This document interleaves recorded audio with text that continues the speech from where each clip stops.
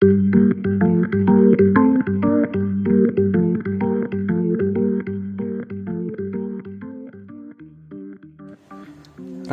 merupakan salah satu kecamatan yang terdapat di Kabupaten Bandung bagian timur. Letaknya berhadapan langsung dengan Kabupaten Sumedang. Menurut Profesor Dr. Nina Herlina, seorang guru besar di program studi ilmu sejarah UNPAD, dalam bukunya berjudul Sejarah Kota-Kota Lama di Jawa Barat, Kecamatan Rancaikek terbentuk sejak awal Kabupaten Bandung berdiri menjadi pemerintahan, yaitu sekitar abad ke-17. Sebagian besar dari wilayah Rancaikek adalah areal persawahan, sehingga sering dijuluki sebagai daerah lumbung padi. Kecamatan Rancaikek juga memiliki lahan pertanian yang cukup luas, yang dapat dimanfaatkan oleh masyarakat setempat untuk bercocok tanam demi memenuhi kebutuhan hidupnya. Sejak masa pemerintahan Hindia Belanda, Rancaikek sudah menjadi salah satu wilayah di Priangan yang produksi padi. Hal ini dibuktikan dengan beberapa koran terbitan tahun 1927 dan tahun 1931. Diberitakan bahwa terjadi kekhawatiran krisis beras akibat banjir yang meredam sebagian besar sawah di Rancaikek. Profesi petani di Rancaikek nampaknya terus bertahan sejak masa pemerintahan Hindia Belanda, masa pemerintahan Jepang, bahkan hingga saat ini. Situasi pertanian di Rancaikek mulai mengalami perubahan di masa Orde Baru.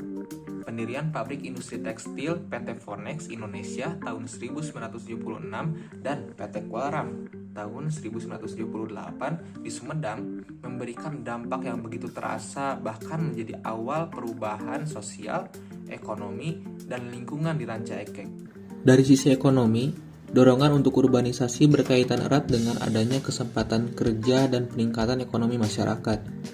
Dari sisi sosial, industrialisasi memberi pengaruh pada perubahan dalam kehidupan masyarakat, yang pada awalnya merupakan masyarakat pedesaan, berubah menjadi masyarakat perkotaan. Kecamatan Rancaikek kini telah berubah menjadi sebuah pusat keramaian. Perubahan yang terjadi di Rancaikek semata-mata dipengaruhi oleh perkembangan pembangunan industri-industri di sekitarnya yang secara administratif berada di kawasan Kabupaten Sumedang. Di tahun ini, sudah banyak perumahan didirikan di Rancaikek. Contohnya perumahan Permata Hijau Rancaikek, perumahan Bumi Pesona Asri, perumahan Rancaikek Permai 2, dan masih banyak lagi. Pembangunan ini pun berdampak pada lingkungan yang menyebabkan berbagai persoalan yang harus dihadapi oleh masyarakatnya, seperti banjir yang menjadi bencana langganan di Rancaikek.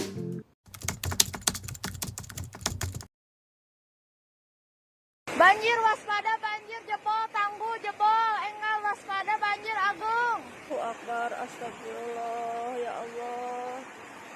Ya Allah, astagfirullah, ya Allah. Allahu Akbar, astagfirullah.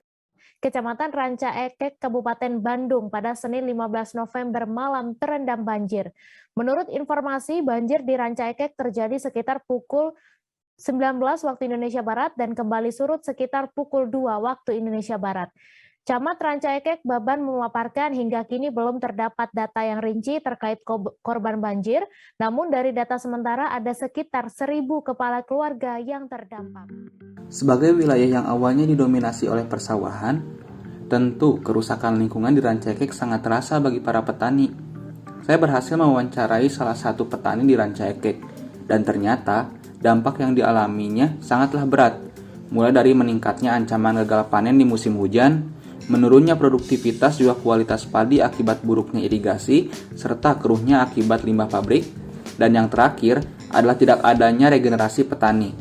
Bisa dibilang bahwa di zaman sekarang tidak ada lagi anak-anak muda yang mau terjun ke lahan persawahan, apalagi di bawah teriknya panas matahari ditambah dengan bayarannya yang tidak besar. Untuk menyikapi hal ini, sebenarnya pemerintah Kabupaten Bandung juga sudah menerbitkan beberapa kebijakan pembangunan pertanian dalam rencana strategis tahun 2016 sampai 2021 lalu. Yang pertama, menumbuhkan sentra produksi komoditi unggulan pertanian.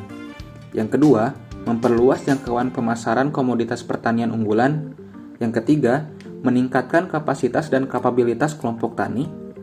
Yang keempat, meningkatkan produktivitas budidaya pertanian tanaman pangan hortikultura dan perkebunan. Yang kelima, meningkatkan produksi ternak.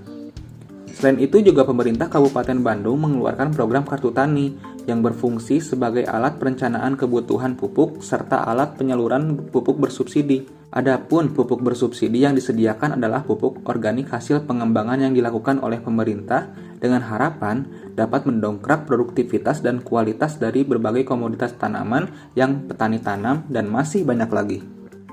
Lalu, apa sampai di sini aja?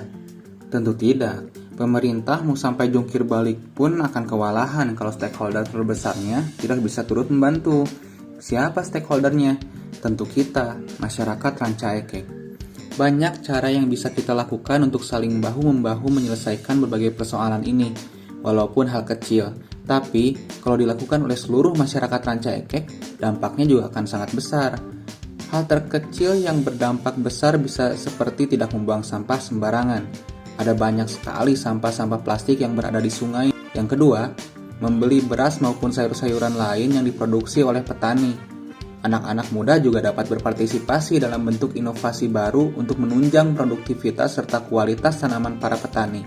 Atau mau terjun langsung menjadi petani? Bisa. Coba bayangin aja kalau petani di Rancaekek atau bahkan di Indonesia sudah tidak ada.